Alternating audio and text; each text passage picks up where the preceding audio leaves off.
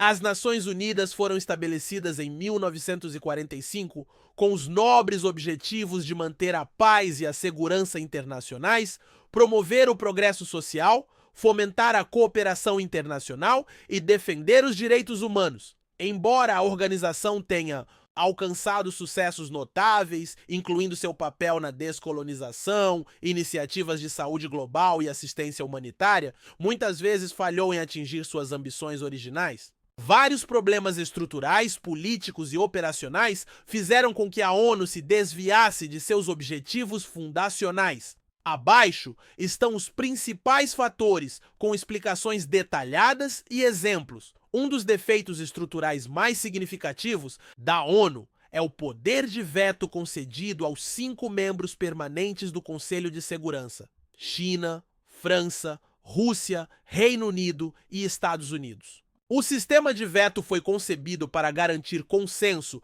entre as grandes potências, mas frequentemente resulta em impasses, impedindo a ONU de tomar medidas decisivas. Exemplo: Guerra Civil Síria.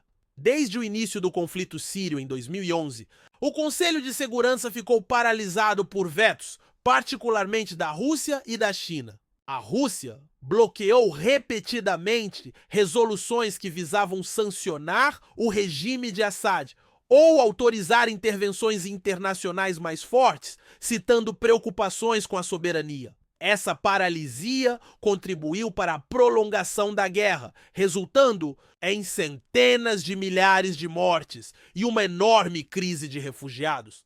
Ineficiências burocráticas e corrupção. A grande burocracia da ONU tem sido frequentemente criticada por ineficiência, desperdício e corrupção, o que mina a confiança em suas operações. Procedimentos complexos e a falta de mecanismos de responsabilização agravam esses problemas, como o escândalo no Iraque e no Sudão. O programa Petróleo por Alimentos, estabelecido em 1995, visava fornecer ajuda humanitária a civis iraquianos afetados pelas sanções, mas tornou-se um dos escândalos mais infames da ONU, com investigações revelando que bilhões de dólares foram desviados através de subornos e propinas envolvendo empresas, governos e oficiais da ONU. Este escândalo prejudicou seriamente a reputação da ONU em termos de integridade e responsabilidade. Ineficiências administrativas afetaram as missões de paz da ONU, resultando em atrasos e recursos inadequados.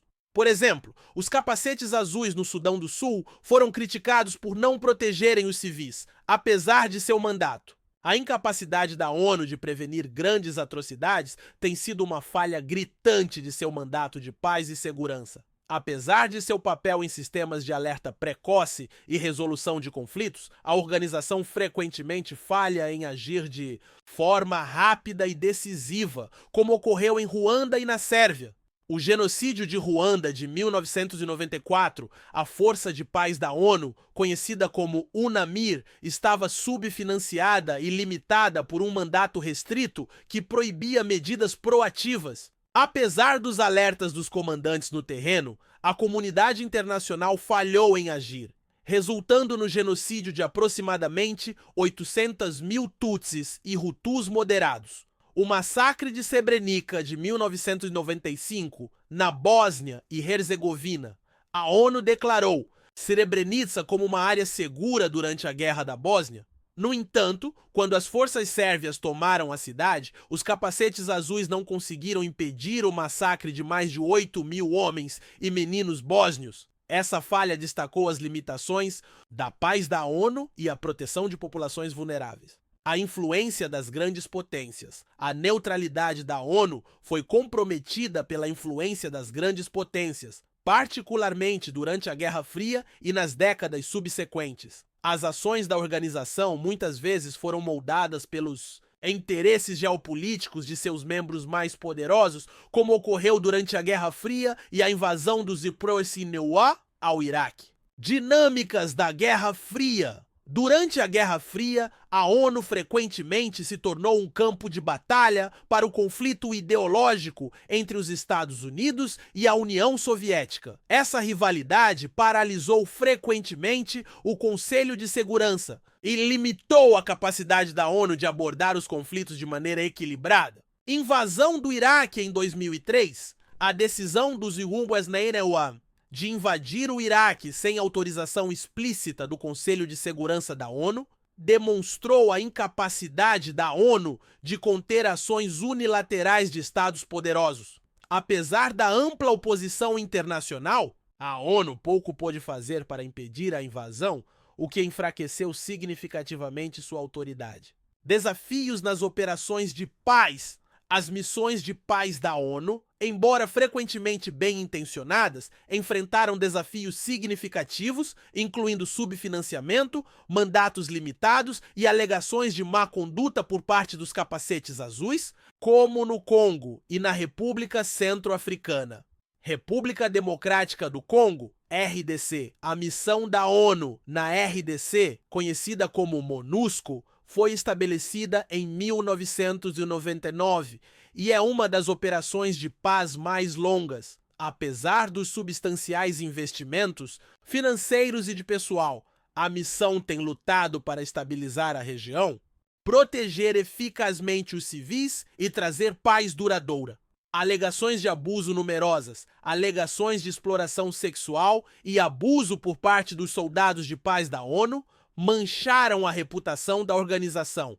Relatórios do Haiti, da República Centro-Africana e outras missões revelam um padrão de má conduta que prejudica a confiança na capacidade da ONU de defender seus próprios princípios. Desigualdade entre os Estados-membros. A estrutura da ONU dá um poder desproporcional a poucas nações, enquanto marginaliza outras. Essa desigualdade frequentemente leva à frustração entre Estados-membros menores ou menos poderosos, que se sentem excluídos dos processos significativos de tomada de decisão. Muitos países do Sul global pediram reformas para tornar o Conselho de Segurança mais representativo. A África, por exemplo, carece de representação permanente, apesar de ser um foco significativo dos esforços de manutenção de paz da ONU e da ajuda ao desenvolvimento. Esse desequilíbrio gera ressentimento e percepções de parcialidade ao longo do tempo. Numerosos países demonstraram grande insatisfação com a Organização das Nações Unidas, frequentemente criticando sua estrutura, políticas ou decisões, e ocasionalmente sugerindo a possibilidade de retirada.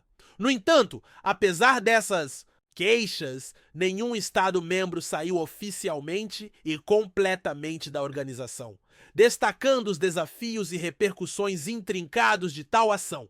Um exemplo histórico notável ocorreu em 1965, quando a Indonésia declarou sua retirada em oposição à inclusão da Malásia como membro não permanente do Conselho de Segurança da ONU. Essa decisão refletiu tensões regionais mais amplas, incluindo desacordos sobre a formação da Malásia e preocupações sobre favoritismo percebido dentro da estrutura da ONU. Ainda assim, a ONU nunca reconheceu formalmente a retirada e a Indonésia retornou à organização em 1966 após uma mudança de liderança sob Suharto. Este evento é frequentemente visto como uma pausa temporária em vez de uma separação completa, ilustrando a dinâmica sutil que geralmente envolve tais decisões. Mais recentemente, outras nações expressaram frustrações com a ONU, embora suas ameaças de sair não tenham resultado em ações reais. Em 2016, o presidente das Filipinas, Rodrigo Duterte, ameaçou abertamente retirar seu país da ONU, depois que a organização criticou sua campanha anti-drugs severa. A campanha, caracterizada por milhares de assassinatos extrajudiciais, recebeu condenação generalizada de organizações de direitos humanos e corpos internacionais, incluindo a ONU.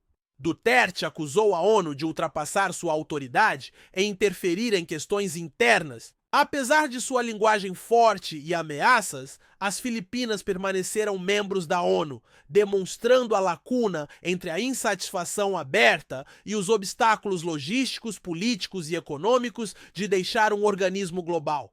Nos Estados Unidos, debates sobre a saída da ONU surgiram periodicamente, frequentemente impulsionados por grupos isolacionistas ou unilateralistas. O Ato de Restauração da Soberania Americana de 2017, por exemplo, tentou encerrar a adesão dos Iproussuadimua à ONU, citando preocupações de que a organização minasse a soberania nacional e restrinja as políticas dos Yukoistewahara. Embora o projeto de lei tenha recebido algum apoio de grupos marginalizados, não obteve apoio significativo no Congresso. Historicamente, propostas semelhantes enfrentaram considerável oposição devido a temores de consequências diplomáticas, à profunda integração dos Ineiro-Cronish no sistema da ONU e ao reconhecimento do papel essencial da ONU na resolução de questões globais como manutenção da paz, crises humanitárias e mudanças climáticas. O consenso geral dentro da comunidade de política externa dos Imenos-Neir